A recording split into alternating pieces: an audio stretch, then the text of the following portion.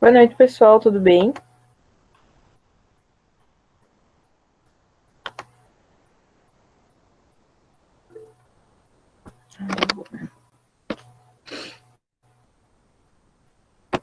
Boa noite, pessoal. Fê, podemos começar? Boa noite, podemos? Vamos lá, pessoal. Hoje, então, nessa segunda-feira, quem vai falar um pouquinho com a gente, então, é a Fernanda Regina Deus de Ovo. Ela é médica veterinária, formada pela Universidade do Estado de Santa Catarina, aqui pelo CAV, e ela foi bolsista no setor de piscicultura, bolsista de extensão e de iniciação científica na piscicultura. Ela teve projetos como a criação de quinho em sistema de biofloco e alimentação com fermentado de soja. E ela vai falar um pouquinho para a gente hoje sobre o sistema biofoco na piscicultura. Pode ficar à vontade, Fê. Então, boa noite, gente, tudo bem? A Isa já me apresentou. Eu vou falar um pouco aqui da criação de peixes, né, em sistema de biofloco. Eu já vi que a Lari está aqui também, então, Lari, qualquer coisa corre aqui, pode falar. A Larissa era doutoranda, agora ela é doutora, então, e os projetos dela foram com o sistema de biofloco também e o do fermentado, né? Qualquer coisa, eu não vou estar vendo o chat, vocês podem me chamar, então, por mensagem, pelo áudio mesmo, tá? Vou compartilhar aqui.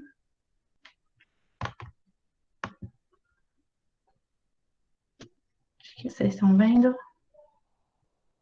Foi, né? Sim, Fê. Não tá em modo de apresentação ainda. Agora deu? Agora foi. Uhum. Então tá bom. Então, vou apresentar sobre o sistema de biofoco na piscicultura. Já foi apresentado, né? Fernanda Regina Deus de Ovo. Então, primeiramente, um sumário breve aqui sobre o que eu vou falar. Eu vou falar no começo aqui sobre o cenário mundial, depois falar um pouco sobre o potencial brasileiro, a aquicultura, os compostos tóxicos, o sistema de biofloco, a implementação dele, a criação no sistema de biofloco e um pouco de vantagens e desvantagens. Primeiramente, então, sobre o cenário mundial. A gente vê que o consumo humano tem aumentado muito, né, na piscicultura e aquicultura, e logo a gente pensa, talvez isso seja por, né, um aumento de pessoas no mundo, né, como a gente vê, e ali por 1995 a gente tinha 71,8 milhões de toneladas, e agora a gente já tem o dobro, né, um pouco mais, 156,4 milhões de toneladas. Mas, não, a gente também vê que teve um aumento per capita, né, de 20,5 quilos de consumo. Não bastasse isso, a gente também tem a produção que não é destinada para consumo humano, que é destinada ali para rações, óleos de peixe, que são 22,2 milhões de toneladas produzidas, só no ano ali de 2018. Esses dados que eu trouxe, eles são da FAO, tá? Que é um sistema, da ONU, né? Um levantamento, eles fazem de 2 em 2 anos, então esse é o mais recente, é de 2020. Então, o que a gente faz para suprir? Tem que ter algo que a gente possa fazer para suprir esse consumo. Primeiramente, a gente tem a captura, que teve um aumento, a gente tinha 6,4 milhões de toneladas sendo capturadas em águas marinhas, em água doce, né? Em 95, a gente já tem 12 milhões de toneladas em 2018. Assim como na marinha, a gente tem um aumento de 80 milhões de toneladas para 84 milhões de toneladas em 2018. Só que essa fonte é uma fonte que não é sustentável, é uma fonte que a gente não vai conseguir suprir esse consumo, né? Então, a gente tem a aquicultura, que tem crescido muito mais. Se eu observar a taxa de crescimento, a gente tem uma taxa ali que estava 8,6 milhões de toneladas em 95, a gente já está em 51,3 milhões de toneladas em 2018, em águas doces. E na água salgada, a gente já está em 30,8 milhões de toneladas. Só em aquicultura, a gente tem uma produção de 82,1 milhões de toneladas, que movem 250 milhões de dólares. Se juntar tanto a agricultura quanto a captura, a gente tem 178 milhões de toneladas que geram 401 bilhões de dólares. Então, é um mercado muito promissor, né? A gente vê que a China é o maior produtor, agora, desde 2010 a 2018, né? Em seguida, a gente tem ali por continentes, a gente tem a Ásia, excluindo a China, e aí vem a gente nas Américas. Depois a Europa, a África e, por último, a Oceania. O Brasil, então, a gente pensa, beleza, o Brasil tem um ótimo potencial para a agricultura, né? A gente tem uma costa marinha aí de 8.500 quilômetros, a gente tem 12% da água disponível do planeta, água doce, né? Mas a gente só utiliza 20% dos recursos que a gente tem. Ou seja, mostrando aqui um dado da FAO, que é uma projeção ali para 2030. A gente vai crescer, tem um crescimento de 2018 até 2030, numa porcentagem de exportados de 18,4%, mas para importados a gente ainda é muito maior, de 25,4%. Então, para a gente conseguir suprir todo esse mercado, a gente precisa de uma intensificação na agricultura, visto que o pescado ele não vai ser suficiente para suprir, né, essa demanda toda. Então, os produtores estão procurando melhor desempenho desses animais e também tentando garantir uma boa qualidade de água. Mas por que tem que garantir uma boa qualidade de água? Porque senão tem acúmulos de compostos tóxicos, como a amônia, o nitrito, o fosfato, o fósforo. Então, a amônia, quando ela está acumulada ali no sistema, ela vai causar hiperatividade, convulsão, perda de equilíbrio, letargia, coma, comprometimento do crescimento e até uma supressão da competência imunológica do peixe. O nitrito, quando ele está acumulado, ele vai competir na hemoglobina com o oxigênio, que vai fazer com que tenha uma baixa oxigenação dos tecidos. Já o fósforo, ele é muito mais preocupante para o sistema, onde acontece uma absorção desse fósforo, né? O que vai incentivar os fitoplânctons e que pode causar uma eutrofização. Beleza, então eu vou tirar esses componentes tóxicos ali do meu sistema de cultivo e vou descartar em efluentes. Só que se você fizer isso sem tratar essa água, você vai contribuir para uma eutrofização, né? Ou seja, o que vai acontecer? Você vai jogar esses compostos tóxicos nessa água, que vai fazer uma proliferação de algas que são prejudiciais, que vão acabar alterando essa micro e essa macrobiota natural, isso incluindo peixes, macrófitas, recifes de corais, o que vai ter uma deteriorização dessa água, nessa qualidade de água em geral, né? Tá, então tá. O que eu faço aí, Fernanda? Você pode tratar essa água, você pode retirar esses compostos tóxicos através de processos biogeoquímicos, tá? Principalmente a conversão do nitrogênio, que é o nosso principal foco aqui para a piscicultura, visto que ele é muito tóxico, né? E os peixes acabam excretando. A gente também tem essa parte da ração que se acumula ali. Então, você tem que remover esse nitrogênio. As remoções são feitas de modo fotoautotrófico, por algas, quimiautotróficos, por bactérias nitrificantes, e até conversões heterotróficas. Então, se você retirar essa amônia desse sistema, você vai fazer baixas trocas de água ou até mesmo nula. Um sistema que tem sido muito estudado para solucionar esses problemas é o sistema de biofloco, que é uma alternativa, né, que é uma tecnologia para a produção de alta densidade desses peixes, ou até camarões, enfim, outros sistemas de aquicultura, né, numa mínima taxa de renovação. O que é esse biofloco? Ele é uma mistura heterogênea de bactérias, microalgas, fungos, partículas, colóides, polímeros, cátions, células mortas e protozoários, ciliados, flagelados e nematóides. Para vocês terem uma noção da complexidade do sistema de biofloco, tem um estudo que relatou 43 filos contendo nele, 105 classes, 263 ordens, 666 famílias e 1.265 gêneros dentro desse sistema de biofloco. E o que pode alterar essa composição desse sistema de biofloco? Altera na salinidade, na remoção de biomassa, na fonte de carbono que é utilizada, se você vai usar um melaço, se você vai usar farinha de trigo, por exemplo, probióticos, intensidade da mistura nessa aeração, né, a taxa de cisalhamento e a temperatura também. Além de tudo, o biofloco ele tem níveis consideráveis de proteínas, lipídios, aminoácidos essenciais, ácidos graxos carotenoides e outras também componentes. Para que é, então, esse sistema de biofloco? O sistema de biofloco ele vai nada mais do que fazer do que uma reciclagem desses nutrientes que são desperdiçados pelo peixe ou até na ração que não foi consumida, né, em particular essas partículas de nitrogênio, em uma biomassa microbiana, que pode ser utilizada pelos animais, no aumento da eficiência, né, na utilização da ração em si e até mesmo na alimentação.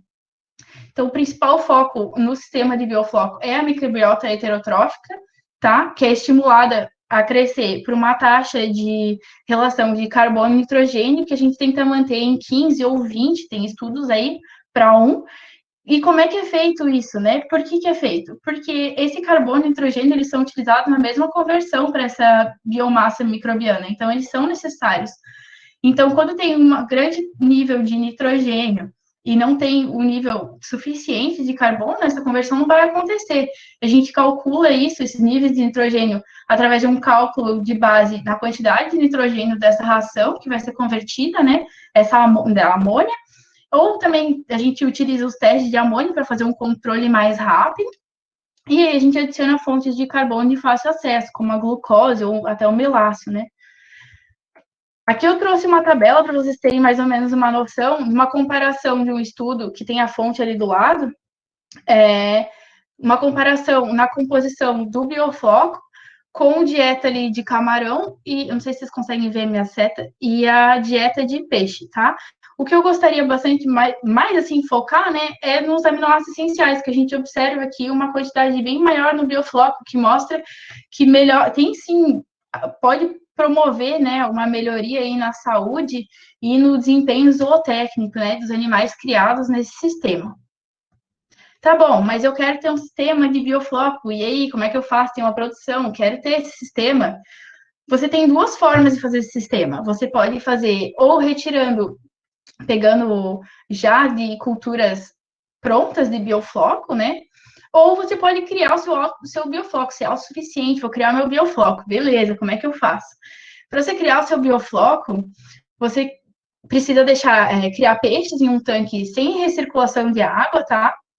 Proporcionando, então, um acúmulo de excretas, de dejetos, restos de ração, mas é muito importante que tenha essa constante oxigenação e revolvimento dessa água, tá? E aí, além de tudo, você vai adicionar essas fontes de concentrados de carbono, né, como o melaço, para desenvolver mais essas bactérias heterotróficas.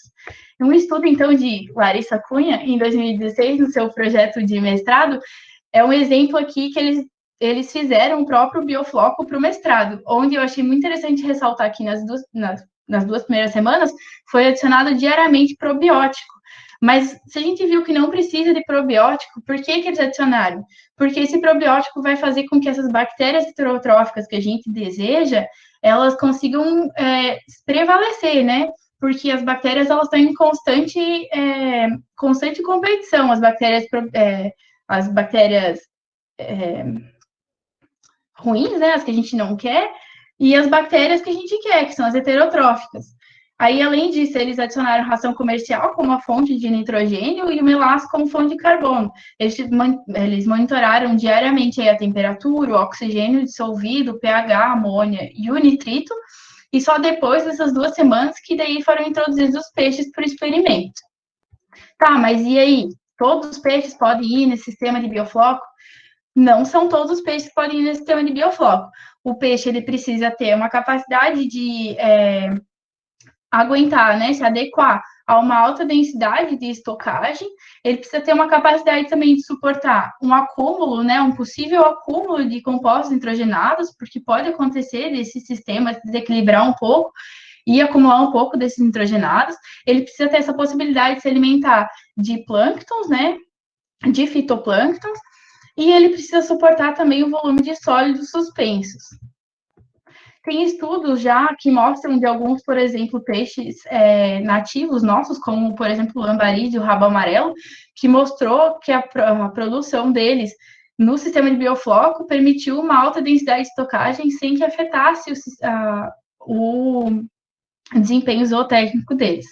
O piracanjuba, já, por exemplo, ele não foi uma boa opção para ser criado em sistema de biofloco no estudo que existiu já, né? Não são muitos, mas mostrou que essa concentração de nitrogênio que ficou ali acabou interferindo, sim, nos resultados dos zootécnicos, né? Já o jundiaí teve um bom desenvolvimento larval, uma melhora na taxa de sobrevivência, e além disso, o biofloco ele teve um efeito probiótico para ele. O piracanjuba, a aeração, que precisa dessa intensa aeração para revolver esse biofloco, causou estresse, o que interferiu nos resultados finais. A pirapitinga teve valores semelhantes ao semi-intensivo, não interfiram na qualidade da carne, mostrando que a gente pode utilizar o sistema de biofloco, não só pensando apenas nos peixes, mas também na qualidade da água, né, nesse custo e nessa questão de troca de água, tendo o mesmo desempenho, né, num sistema normal de intensivo. A tilápia do Nilo, que não é nativa, mas que já está bem difundida aqui no Brasil, é uma das que mais tem estudo em sistemas de biofloco, porque elas mostraram ter uma melhora muito boa no desempenho zootécnico.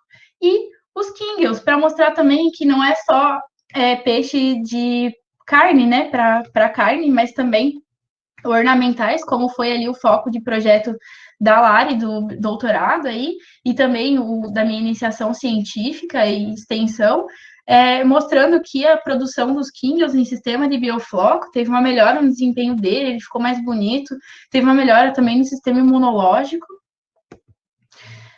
E agora vamos então com um pouco de vantagens do biofloco. Como vantagem do biofloco, então a gente já viu aí que tem resultados positivos no desempenho de camarão e peixes, né? Que permite essa alta estocagem ainda com uma alta sobrevivência, que melhora parâmetros zootécnicos ou até mantém igual, né? Se não for uma melhoria, em cultivos intensivos, que ele, na vista de sanidade, ele tem um melhor índice de sobrevivência, tem essa questão de economia no volume também, né, total da água utilizada, ele provoca menos danos ao ambiente e, além de tudo, ele também pode ser utilizado como uma fonte de alimento, né, reduzindo aí a oferta de ração. Mas, como nem tudo são flores, a gente também tem as suas desvantagens na produção do biofloco, que seria isso. A questão de você precisar de um gerador, porque você precisa de fonte de energia 24 horas, você precisa ficar revolvendo esses flocos e oxigenando, você precisa controlar diariamente essa água, então você precisa de uma mão de obra um pouco qualificada para isso, né? Então, porque você precisa monitorar temperatura, oxigênio, pH, amônia, nitrato, né? Ainda se precisa de mais estudos sobre isso, como a gente viu ali, tem peixes que se dão bem no biofloco, tem peixes que não se dão tão bem, né? Acúmulo desses bioflocos podem sim provocar danos nas brancas dos peixes, e essa alta aeração pode provocar estresse também, o que prejudica aí no desempenho zootécnico. Então era isso, gente. Obrigada. Qualquer pergunta, por favor, fique à vontade.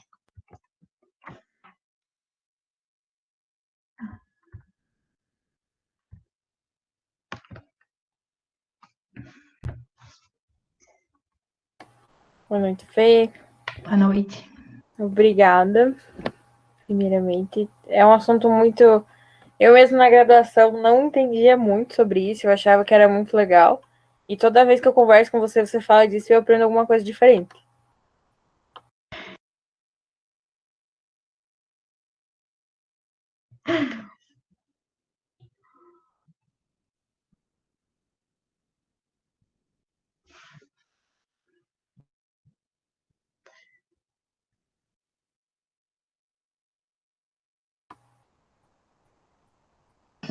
Tá no mudo, não tô escutando. Ah, eu acho que agora Opa, foi sem foi. querer. Acho que Se agora tiver foi. alguma dúvida, podem perguntar aí, gente. Se quiserem ligar o áudio, Lari, se quiseres fazer alguma consideração, a gente tem aí uma doutora em biofloco, então pode falar alguma coisa também.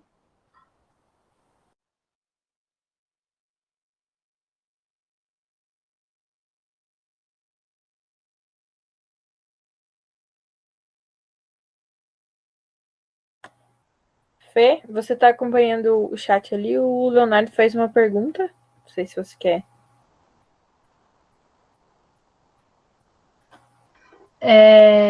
Ainda como é um estudo recente ainda, né, em sistemas multitróficos no sentido de policultivo,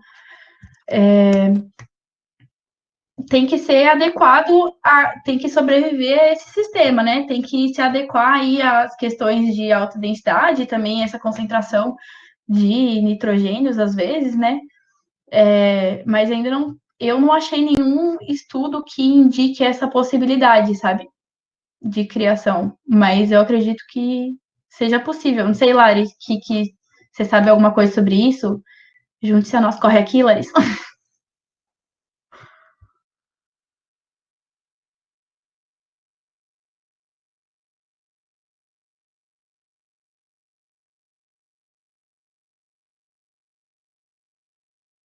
Sim, a Lari disse que tem estudo.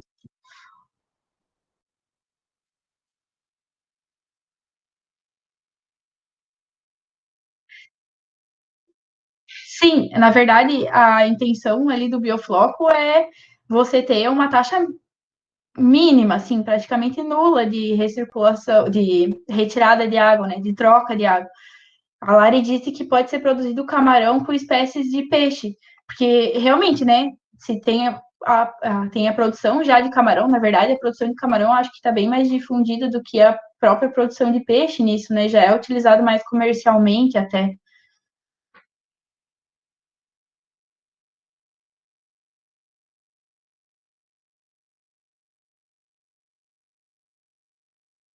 De nada, obrigada, Lari, pela participação. Então é isso, gente. Alguém tem mais alguma pergunta? Pode perguntar aí. Fique à Isso aí, vontade. gente. Podem ir mandando perguntas. Vamos ver. Com relação mais a gasto, não sei se tu comentou ou se eu perdi, é muito caro produzir, é fácil achar comercialmente, os produtores são adeptos aqui na nossa região, ou eles preferem mais convencional, alguma coisa relacionada a isso? Então, eu vi alguns estudos que falam a questão de gasto, que você manter um sistema de biofloco, na verdade, é um gasto um pouco maior nesse quesito de você precisar de uma mão de obra qualificada e ter toda essa questão de monitoramento, né, da água. Mas, assim, para a implementação do biofloco, você só precisa de uma aeração, de um revolvimento do floco, e você mesmo pode produzir o teu biofloco, né? Então, o que acaba sendo, não sendo um custo tão grande. Você pode pegar um biofloco já pronto também e implementar na tua produção.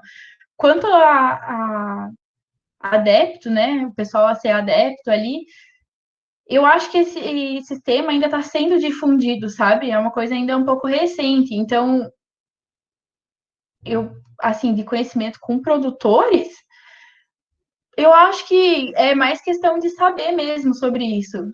Não que não seria adepto, porque para você adequar a tua estrutura para isso, não precisa de tanto, né? Você só precisa que tenha um revolvimento de água, uma oxigenação maior aí, né?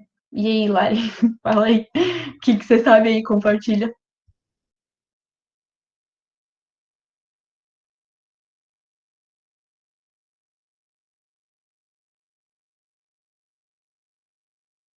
Acho que a Lari saiu, mas é isso aí, gente. A princípio é isso. É mais porque realmente é recente, é utilizado muito mais para camarões e agora a gente está trazendo para o sistema ali de peixes também, né? Então está tendo estudos e como a gente viu, não são todos os estudos, não são todos os peixes que a gente consegue criar. Então aqui a gente tem bastante também a produção de tilápia e a tilápia se dá muito bem no biofloco, né? Então é um sistema que é rentável pela questão também de ter alta concentração, densidade de estocagem da tilápia sem ter que ficar trocando a água, né? Então é isso, acho. Não sei se consegui sanar a tua dúvida.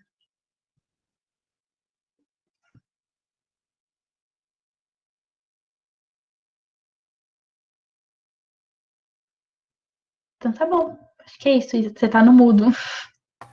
Sim, eu vi. Depois de ter falado algumas coisas. Então tá, Fê. Não sei se mais alguém tem alguma pergunta. Qualquer coisa também dá para mandar mensagem para Fê depois, tirando dúvidas. Acho que Podem foi vir bem me legal. perguntar, gente. O laboratório ali da psicultura sempre está de portas abertas, né? Não estou ali mais, mas logo eu pretendo regressar, mas fiquem à vontade para conhecer também o laboratório. A gente sempre está tendo alguns projetos ali acontecendo. A gente estava tendo bastante projetos relacionados ao biofloco também, né?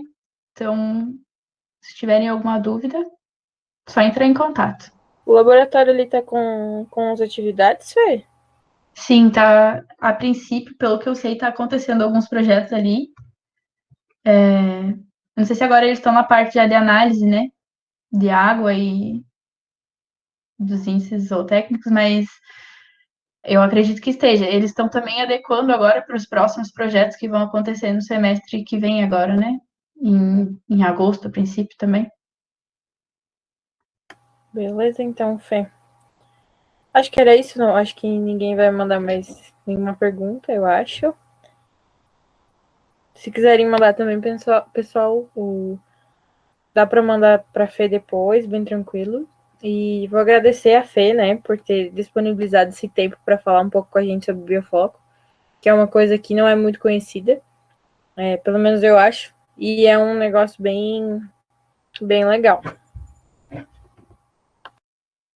Obrigada, gente. Obrigada aí pelo convite, pela palestra. É sempre bom falar um pouco, né? Porque a piscicultura aí ainda tá competindo aí na veterinária, né? Foco, galera. Mas é isso aí, gente. Qualquer coisa pode mandar mensagem. Pode mandar mensagem ali até pelo Instagram. Meu Instagram é aberto, então podem vir conversar bem tranquilo se tiverem dúvida ou qualquer coisa.